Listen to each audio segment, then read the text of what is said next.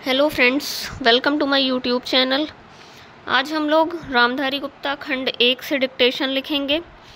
Dictation की speed 100 word पर minute होगी। आप सभी लोग रेडी हो जाइए। डिक्टेशन स्टार्ट होगी 5 सेकंड बाद।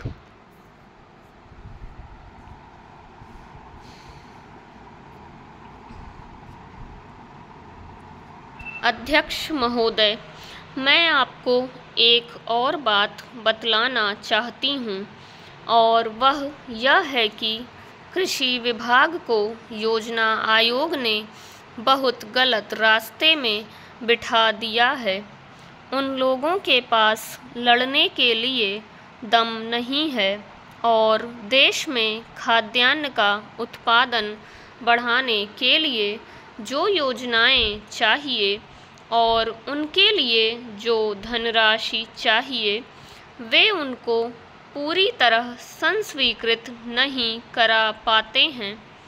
कृषि विभाग तो जमीन की तरह आधार होता है और उसी पर देश के लिए पर्याप्त अन्न पैदा करने का महान भार है। इसलिए यह बहुत आवश्यक है कि अधिक अन्न उपजाने के मार्ग में जो भी आवश्यक कदम यह विभाग उठाना चाहे उसमें किसी तरह की रुकावट न हो। बहुत सी हड़तालें हो सकती हैं, मजदूर काम से बरी हो सकते हैं, लेकिन किसी भी हालत में वे खाने से बरी नहीं हो सकते। अब हम देखते हैं कि मिलों और कारखानों में हड़तालें हो जाती हैं, छुट्टी हो जाती है, तो आम काम के दिनों की अपेक्षा लोग उन दिनों में ज़्यादा खाना खाते हैं, ज़्यादा दावतें करते हैं।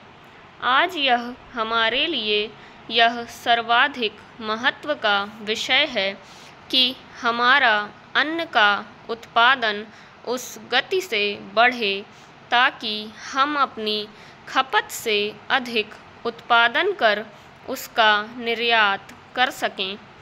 सरकार तथा इस मंत्रालय के लिए यह समस्या एक बड़ा सिरदर्द पैदा कर रही है। हर एक विभाग में बड़े बड़े अधिकारी बैठे हैं और हजारों रुपए के बड़े बड़े वेतन ले रहे हैं, लेकिन मुझे दुख के साथ कहना पड़ता है कि उनका दिमाग कार्यालय की मिसिलों और कागज़ों में लगा रहता है। इस विभाग का काम बहुत ही महत्वपूर्ण है। प्राकृतिक कोप के कारण जो समय समय पर हमारी फसलों को नुकसान होता है, इससे भी अपनी फसलों की रक्षा करने के लिए आवश्यक कदम उठाना इसके जिम्मे है। आज मेरे पास लखनऊ से कुछ लोग आए थे और वे लोग बोल रहे थे कि यहाँ दिल्ली में इस अवसर पर ठंडी हवा चल रही है और आप यहाँ दरवाजे बंद करके बैठे हैं या आराम से लेटे हैं, लेकिन हमारी तो जान खतरे में है। वहाँ ओले गिर रहे हैं और हमारी गेहूं की फसल खतरे में है। अब यह इस विभाग का काम है कि चूँकि हवा में पानी ज़्यादा होता है, इसलिए फसल के बचाव के लिए उस पर नियंत्रण किया जाए जिससे फसल की हानि न हो।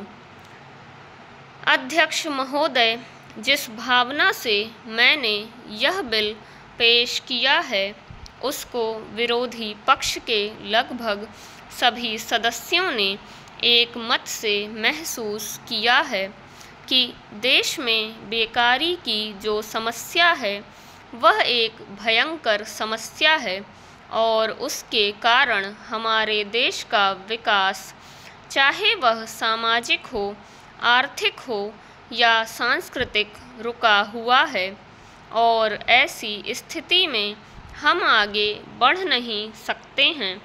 इसी प्रकार से इस परिस्थिति का निर्माण हम पिछले 54 वर्षों से देख रहे हैं। मंत्री महोदय ने यहाँ पर अभी कहा कि राष्ट्रपति इस काम को नहीं कर सकते हैं क्योंकि वह उनके अधिकार के बाहर है।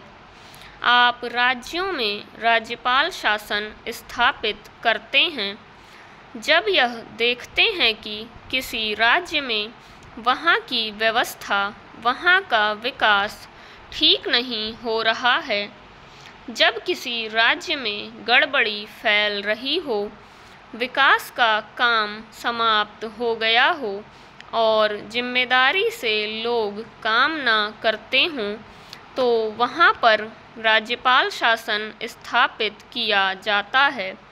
ऐसे बहुत से उदाहरण हमारे देश में मौजूद हैं। उसी प्रकार से हमारे राष्ट्रपति हैं और अगर देश में इस तरह की स्थिति वर्षों तक चले तो कोई कारण नहीं है।